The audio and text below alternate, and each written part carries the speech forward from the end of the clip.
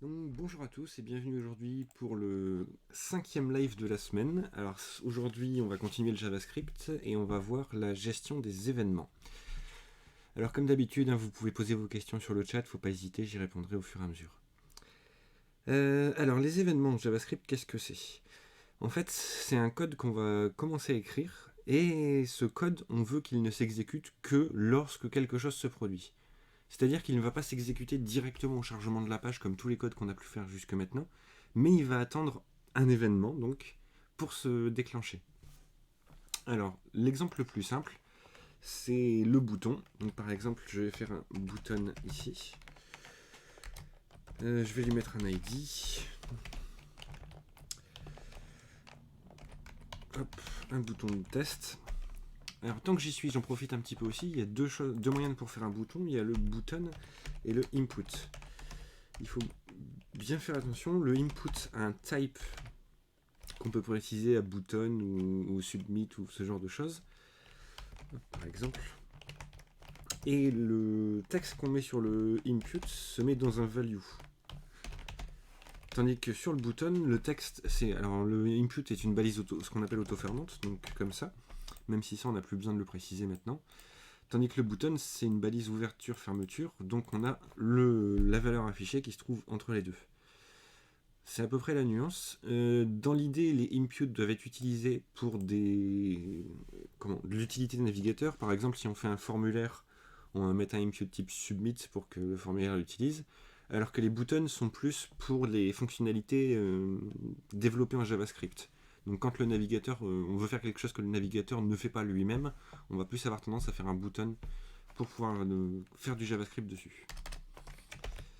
Donc button id égale test. Donc je vais faire un document .get element by id, ça on l'a vu hier. Dommage pour ceux qui ont raté, mais ça va aller quand même. Donc l'id c'est test, je crois. Oui. Là on a notre bouton et du coup on peut ajouter un événement. Alors pour ajouter un événement, il y a plusieurs méthodes. La seule que je recommande et la seule qui devrait être utilisée, c'est le .add event listener. Vous pourrez probablement voir d'autres syntaxes sur internet avec par exemple le .onClick égal ou ce genre de choses. C'est des anciennes syntaxes qu'on ne devrait plus utiliser aujourd'hui. Donc add event listener, ça prend plusieurs paramètres. Le premier c'est le type d'événement. Alors il existe beaucoup de types d'événements. Là par exemple il me propose à peu près tout ce qui existe en type d'événement. Là ce qu'on veut c'est le clic sur le bouton. Donc on a le clic qui est ici. Et en deuxième on met une fonction. Alors on peut soit appeler une fonction comme en passant un callback comme on avait pu le voir, soit faire une fonction anonyme. Je vais faire une fonction anonyme pour le coup, ça sera plus pratique. Et donc ici on va faire un code à l'intérieur qui ne va donc se déclencher que quand on clique sur le bouton. Voilà, alors pour vous montrer comment ça fonctionne, hop, je vais reprendre mon navigateur.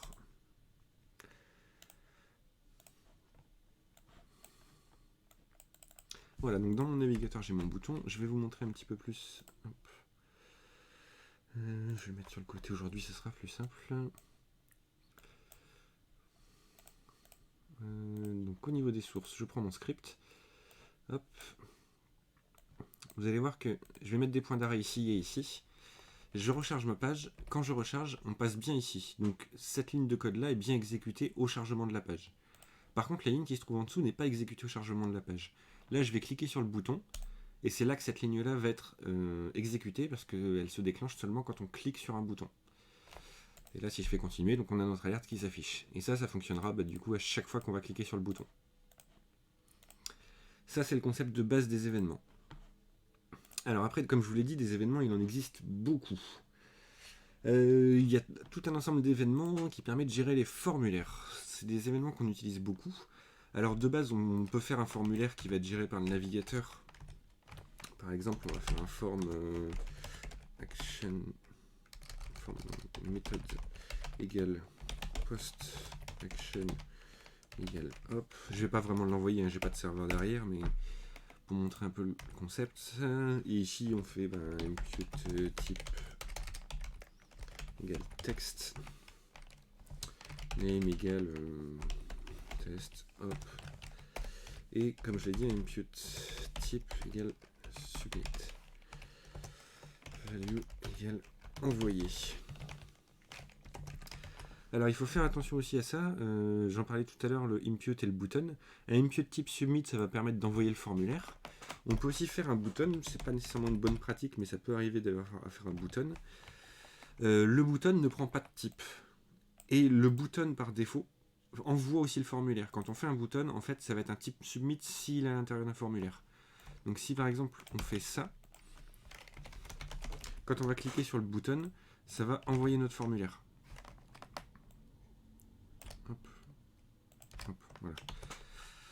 Donc il faut faire attention, il faut bien faire attention à ce qu'on utilise comme bouton quand on fait du développement. Si on utilise un input ou un button, les comportements peuvent être différents et l'utilisation peut être différente, ou des fois ça peut s'écrire différemment pour au final faire la même chose.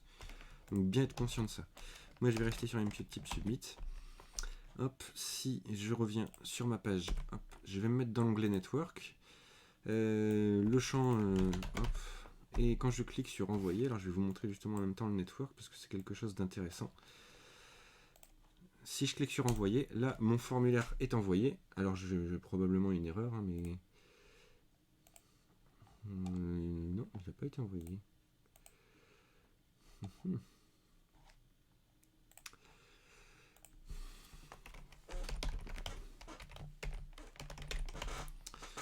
Je vais faire une autre page.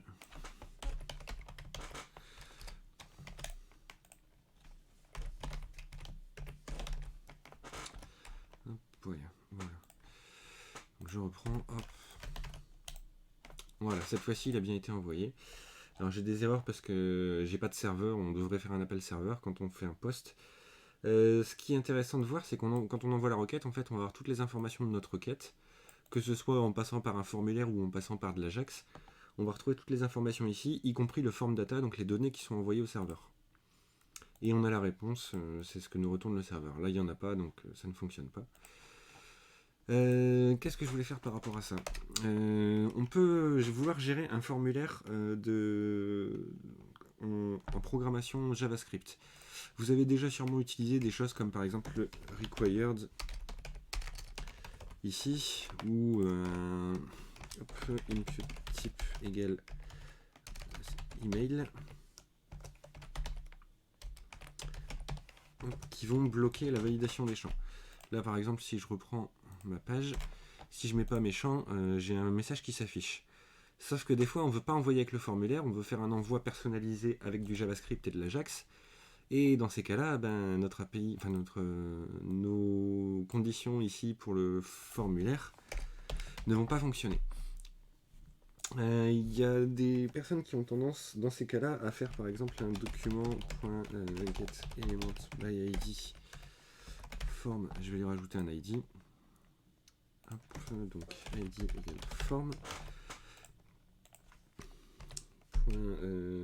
Add event listener, l'événement submit. Donc l'événement submit, c'est au moment où le formulaire est envoyé.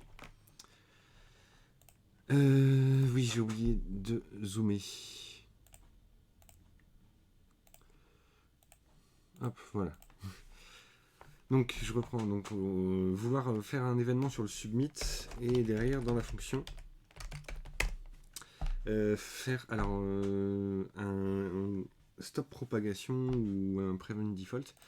Alors, ce qu'il faut savoir aussi, que j'ai oublié de préciser, quand on appelle une fonction sur un déclenchement d'événement, on peut lui passer un premier paramètre ici, on l'appelle comme on veut, moi je vais l'appeler event par exemple, et ça va être un objet qui représente l'événement qui a déclenché cette fonction. Et donc on peut utiliser le event par exemple pour faire un prevent default, qui va servir en fait à annuler l'envoi du formulaire qui avait été déclenché. Ça, c'est pas nécessairement une bonne pratique, parce qu'au final, on fait un formulaire, on envoie le formulaire et on annule l'envoi du formulaire. Le formulaire, au final, il sert à rien à part à déclencher notre événement. Ça fait des choses en plus qui sont un peu inutiles et c'est pas vraiment pratique. Moi, ce que je recommande plus dans ces cas-là, c'est qu'on va tout simplement supprimer le formulaire. Alors, si on veut garder la mise en forme, on peut faire un div à la place, on lui laisse l'id form. Hop. Et là je ferme mon div et on garde pour autant notre formulaire, mais pas la balise formulaire. Qu'est-ce que ça va changer ici? Je vais plus mettre un sélecteur. Alors cette fois-ci je vais faire un query select. selector sur dièse form type égal, hop, je vais utiliser les autres quotes, submit. Hop.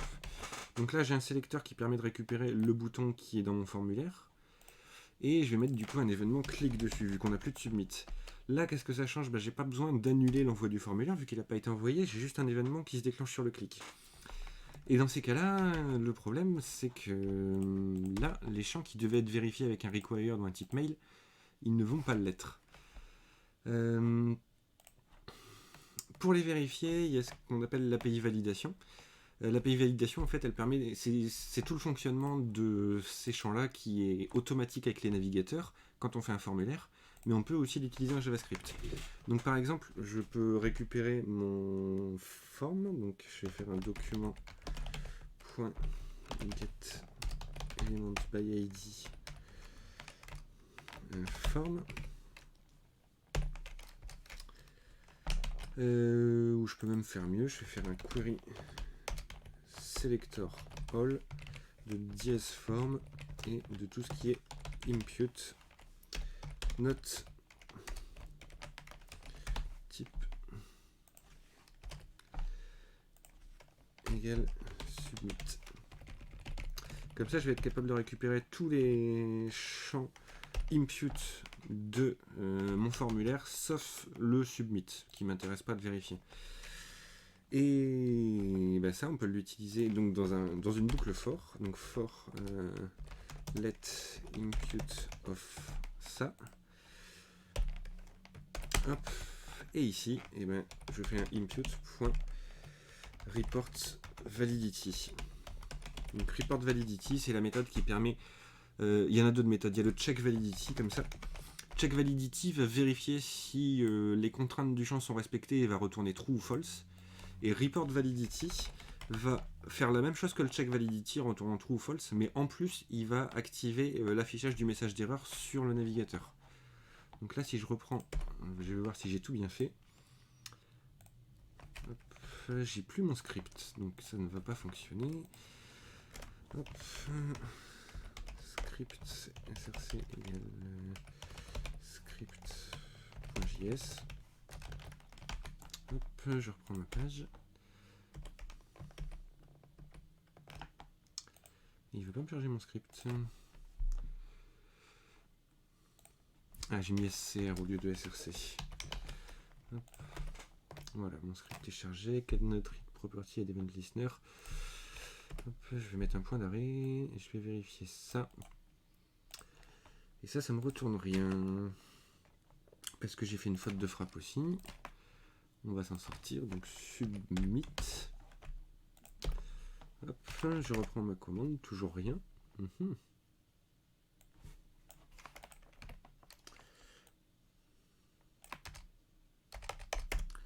là j'ai bien mon form. À l'intérieur, j'ai bien un type submit.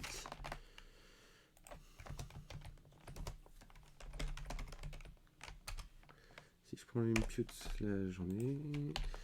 Impute type égale submit. Là il me le trouve. Donc c'est ça. Hop. Hop. Je reprends.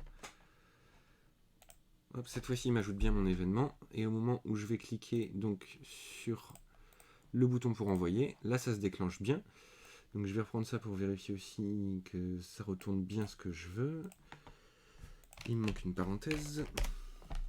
Donc j'ai un node list avec deux inputs, les deux champs qui sont ici. Et donc ces deux champs, quand je vais faire continuer, il va me faire un report validity. Hop, je vais enlever les points d'arrêt. Donc là par exemple, il me raffiche à nouveau le message venir renseigner ce champ. Si je le renseigne, il va m'afficher le deuxième message normalement.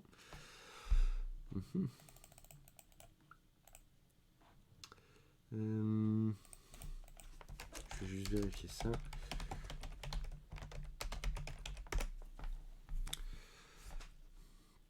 Une petite type email, c'est bien ça.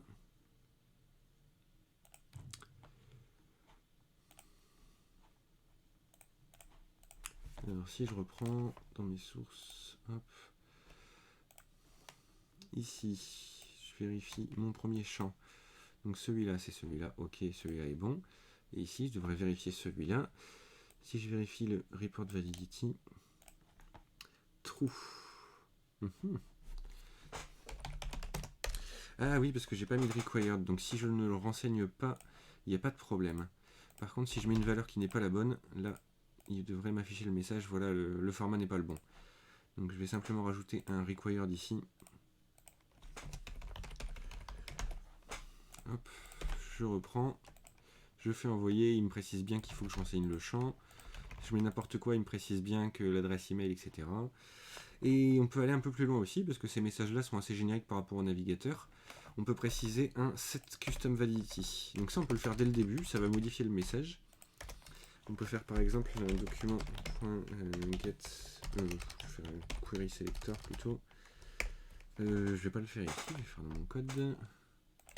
Donc document.query selector de dièse form impute type égale email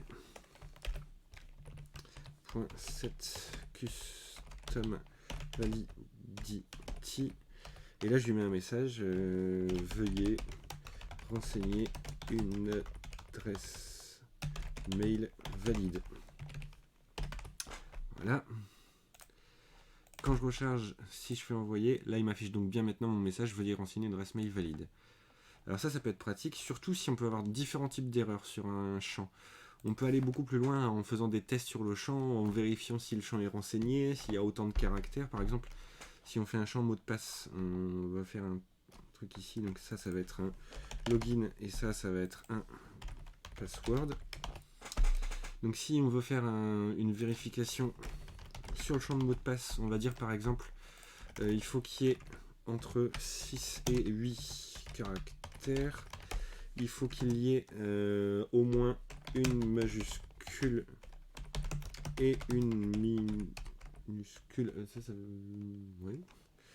Donc minuscule et au moins un caractère spécial. Voilà, donc 3 choses à vérifier. Et si on veut pouvoir envoyer un message personnalisé à notre utilisateur en fonction de ce qui manque dans son champ, on peut gérer ça facilement. Donc toujours avec notre événement, clique sur le bouton. Là, on va récupérer le champ, donc document. Je vais reprendre le query selector. Query selector, impute type password.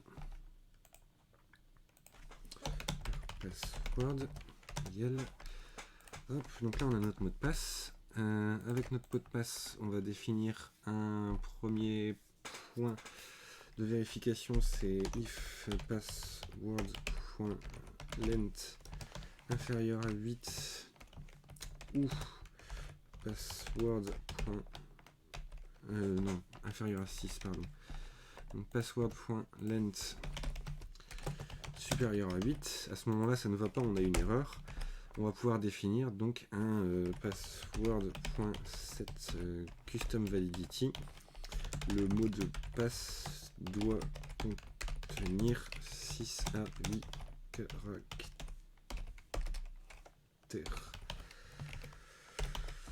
Hop, et ensuite on fait un password.validity. J'ai un petit doute là-dessus. Hop, donc JS7 custom validity, on reprend ça. String, ok. Donc tout ça c'est l'API de validation. On a le check validity. Set custom validity. Hop, je vais bien trouver.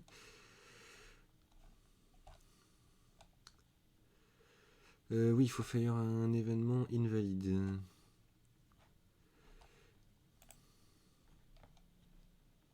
Donc ça c'est un événement aussi. Alors pour l'instant on a vu que les événements qu'on va utiliser, mais on peut aussi faire des événements personnalisés. Ça on va voir ça juste après. Voilà, c'est comme ça.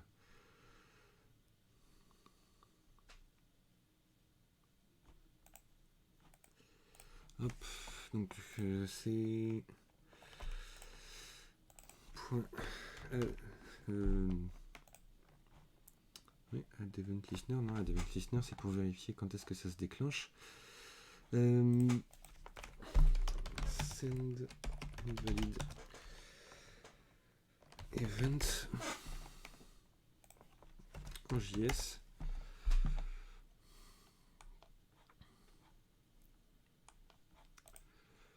Hop.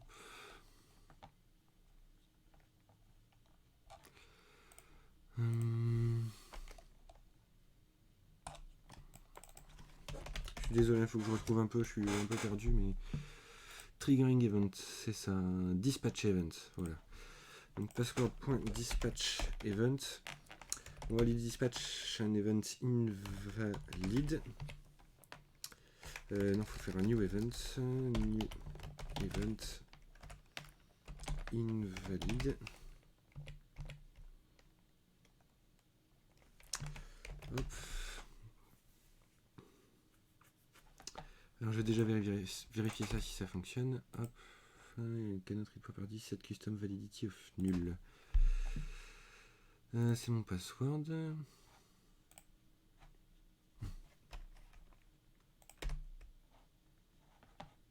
Ah non, c'est le premier. J'ai oublié de le retirer alors que j'ai retiré le champ. Hop, on revient. Hop, quand je clique sur le bouton, hop, ok. Ok. Veuillez renseigner ce champ. Pourtant, j'ai bien précisé ça. Ah, on n'est pas passé dedans. Password.length. Oui, password.value.length plutôt. Ça, c'est pour récupérer la valeur d'un champ. Hop. Je reprends. Je vais y arriver. Donc là, on a un length. Eh ben non, non plus. Parce que c'est GTH. Faute de frappe.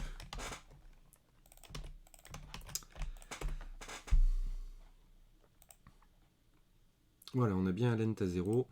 Là, si je fais continuer, hop, il m'affiche donc le mot de passe doit contenir 6 à 8 caractères. Donc là, je suis capable de préciser en envoyant un événement que mon champ est invalide, et quand je fais le report validity, du coup, il va m'afficher le message personnalisé que j'ai affiché ici. Je peux très bien faire un deuxième aussi, if. Donc, hop.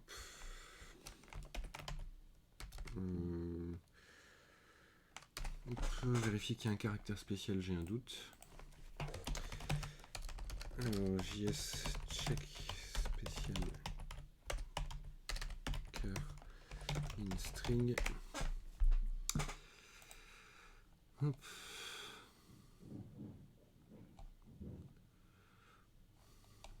C'est des trucs un peu compliqués tout ça. Bon, je vais utiliser ça. Hop. Il y a probablement moyen de faire mieux. Mais bon. Donc ça, c'est ce qu'on appelle les regex. On va en profiter en même temps pour voir un petit peu ça. C'est une condition qui va essayer de vérifier un ensemble de caractères. Alors celle-là, elle est un peu compliquée. Elle précise que ça doit contenir donc un de ces caractères-là. Hop, jusque là. Voilà, donc tous ces caractères-là, il faut qu'il y ait au moins un de ces caractères-là. S'il y a un de ces caractères-là, ça va retourner true, et sinon, ça va retourner false. Donc au lieu de format test, on va tester password.value. Donc s'il y a au moins un des caractères, il n'y a pas de problème. Donc je vais plutôt faire une négation, comme on avait pu voir ensemble lors d'un précédent live.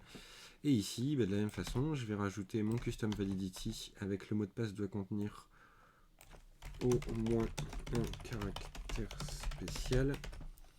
Et pareil, je dispatche un event invalid et je vérifie toujours qu'une seule fois après, il n'y a pas besoin de le faire plusieurs fois.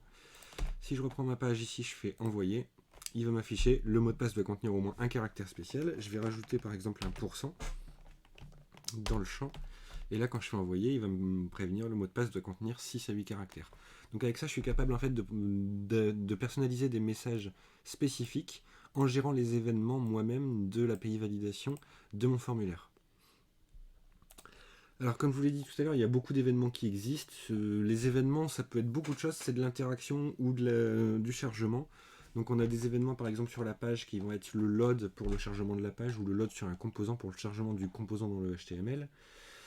On a des événements clavier. Les événements clavier, ça va être principalement key up, key down et key press. Donc key up c'est quand on relâche une touche, key down c'est quand on enfonce une touche, et key press c'est un peu un mélange des deux. On a tout ce qui est événement formulaire, il n'y en a que deux. Donc on l'a vu tout à l'heure, il y avait le submit, mais il y a aussi le reset, parce qu'on peut faire un bouton reset dans le formulaire qui vide complètement le formulaire. On a des événements d'impression aussi, quand on veut lancer une impression sur une imprimante. Il y a les événements clipboard. Donc clipboard c'est tout ce qui est copier-coller. On peut faire des événements sur quand l'utilisateur copie quelque chose sur notre page navigateur, quand il le colle, quand il le coupe. Et il y a un événement en plus que je voulais vous montrer, qui est un événement aussi sympa, c'est le contexte menu. Alors l'événement contexte menu, on s'y attend pas au départ, mais c'est un événement en fait pour le clic droit de la souris. C'est un événement dont je me suis déjà servi à l'occasion et qui permet en fait de modifier le clic droit. Donc par exemple là vous voyez, si je fais un clic droit, j'ai le menu de mon navigateur. Mais en fait même ça je peux l'écraser si je le souhaite. Donc il suffit que je fasse un document.body de mémoire. Ah non, c'est le document. Ah oui, ok. Je reprends. Donc. Hop. Non, c'est pas ça. Je suis désolé, je suis un peu perdu aujourd'hui. On est le 1er janvier, c'est difficile pour tout le monde, mais je vais y arriver à force.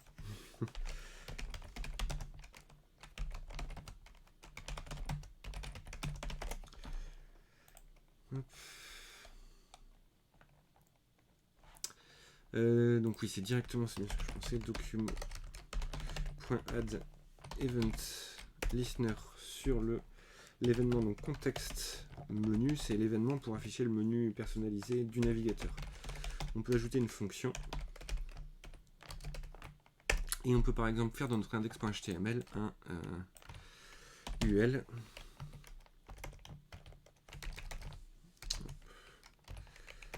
/UL avec dedans DLI avec un lien vers, je sais pas, je vais mettre rien pour l'instant, mais hop, vers administration, un autre vers tact. Alors je précise quand même, hein, cette technique là, faut éviter de la faire sur des sites web assez classiques. C'est plus quelque chose qu'on va utiliser sur de l'application web, donc des applications intranet ou ce genre de choses où on veut vraiment faire du spécifique pour les utilisateurs, mais on n'a pas besoin de faire de référencement pour l'application. Je vais en mettre un troisième pour report bug par exemple. Hop. Donc ce que je vais faire, je vais récupérer mon UL, je vais mettre un ID contexte menu. Hop, et ici donc une page CSS style.css dans lequel je vais faire un dièse contexte menu. Hop, display none. Et du coup ici je vais faire un document .get element by id contexte menu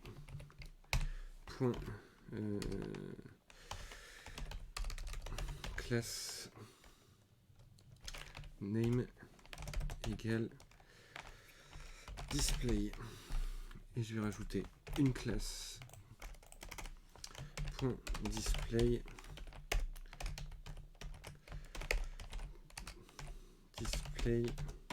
block. Non, le LIA c'est pas un souci, c'est le fait de mettre un événement sur le contexte menu qui est pas recommandé quand on fait un site web qu'on veut référencer. Hop, je reprends. Et là, ça ne fonctionne pas parce que j'ai encore perdu mon script. Il faut que j'arrête de supprimer mon script.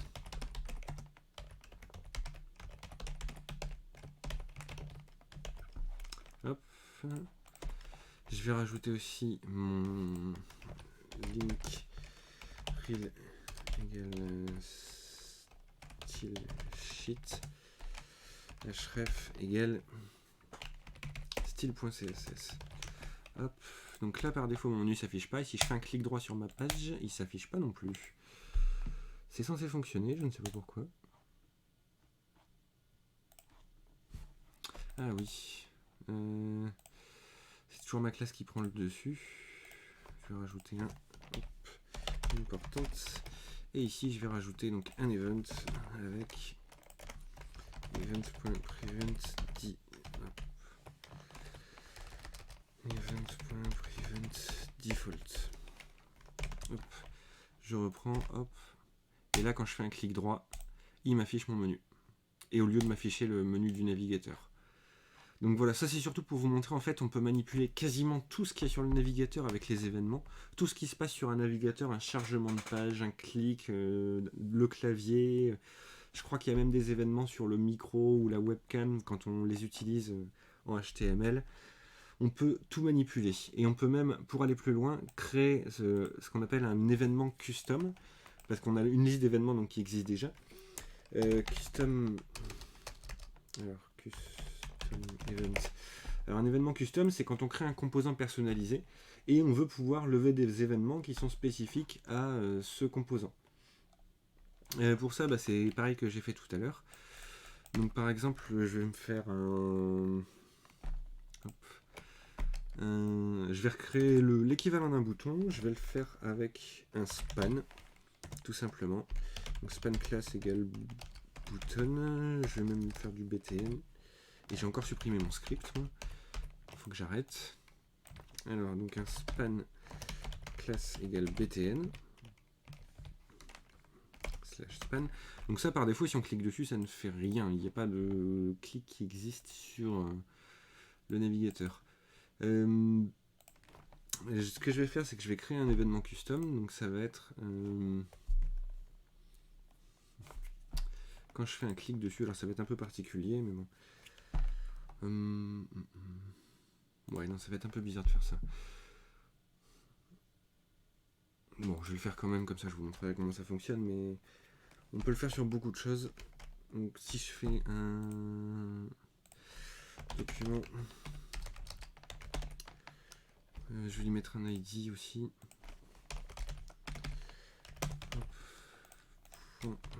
Get element by ID btn .click function. Hop.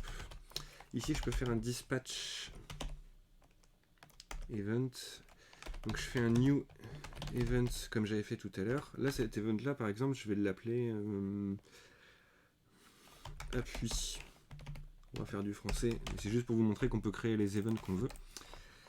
Et derrière si je fais un document, alors là je le dispatch sur rien du tout d'ailleurs.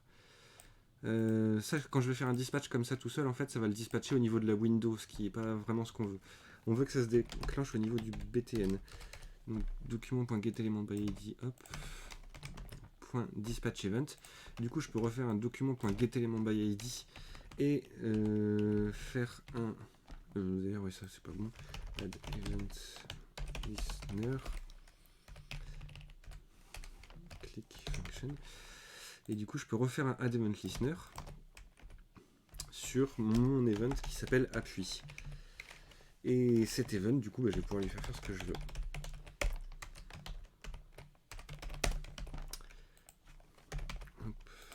Alerte, test. Hop, si je reviens sur ma page, j'ai une erreur. Pourquoi? Oui, j'ai une parenthèse en trop ici. Hop, donc si je reviens sur ma page, alors là c'est un peu contre-productif, hein, on a un event qui déclenche un autre event, mais c'est pour vous montrer qu'on peut créer des events personnalisés. Hop, et quand je vais cliquer, il va bien m'afficher mon alerte, il a bien réussi à déclencher l'event. Ça peut être super pratique, parce que dans certains cas, on peut vouloir créer des événements personnalisés sur beaucoup de choses en programmant. Ça peut être sur un retour de requête Ajax, ça peut être sur un chargement de navigateur, ça peut être sur plein de choses en fait. Et quand quelque chose se produit, on veut déclencher notre événement et on veut pouvoir mettre un écouteur d'événements, donc un add event listener, sur notre événement personnalisé pour faire une fonctionnalité personnalisée par rapport à cet événement. Voilà. Cette fois-ci, j'ai fait à peu près le tour. Je vais vous envoyer Hop. Alors comment je vais vous envoyer ça? Sur le chat du live, un lien vers la liste de tous les événements qui existent au niveau des navigateurs. Donc n'hésitez pas à aller voir ça, il y a beaucoup d'événements qui existent. Et il y a déjà de quoi s'occuper avec beaucoup de choses. Et après, les événements personnalisés, si vous avez envie de créer vos propres événements. Je ne sais pas si vous avez des questions. Moi, j'ai fini ma présentation là pour aujourd'hui. Comme d'habitude, n'hésitez pas à rejoindre et à suivre nos différents canaux de discussion. Donc sur Twitch, comme vous êtes ici. Il y a aussi Twitter, il y a YouTube, il y a Discord.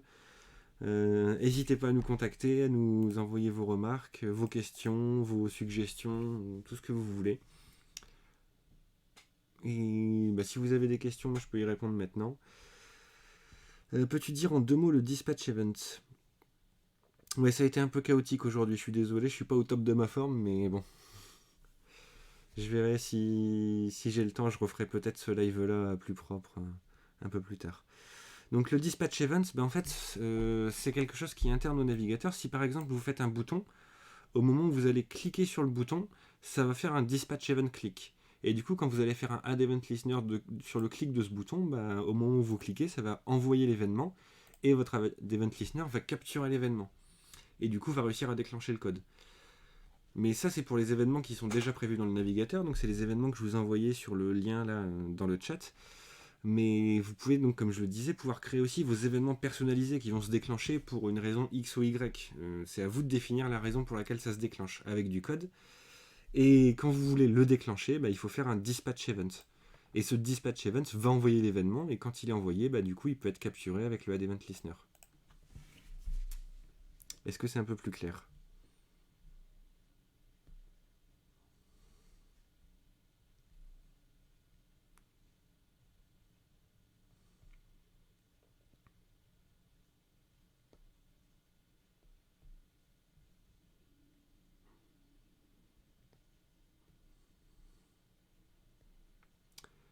Bon, je pense qu'on a fait un peu le tour. Je ne sais pas s'il y aura d'autres questions pour aujourd'hui.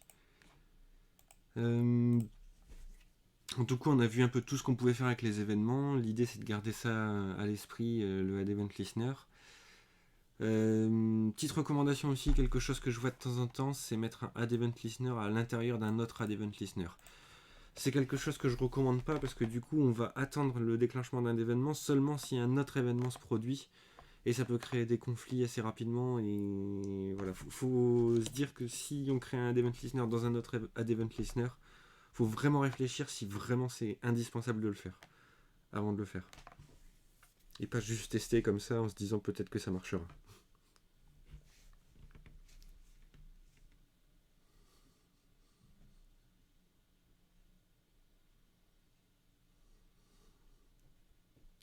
Bon, j'ai l'impression qu'il n'y a pas d'autres questions. Donc je vais arrêter là pour aujourd'hui. Et je vous remercie d'être venu. Ça a peut-être été difficile pour vous, en tout cas pour moi ça l'a été un peu aujourd'hui. Et bonne année à nouveau. Et on se retrouve donc demain pour un live qui va être sur... je ne me souviens plus ce que j'avais organisé pour demain. Je vais retrouver ça.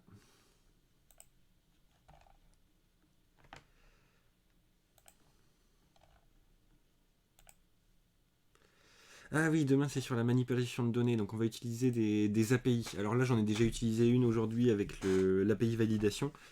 Demain on va faire un peu de local storage, session storage, et peut-être un petit peu d'autres choses aussi. On verra aussi les cookies bien entendu en même temps, même si vous verrez je ne recommande plus de les utiliser.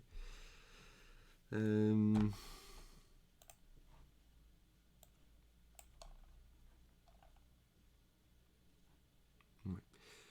Je verrai un peu après. Mais... Bon, j'espère que ça vous a plu quand même, mais voilà. On va en rester là pour aujourd'hui. Je vous remercie et à demain.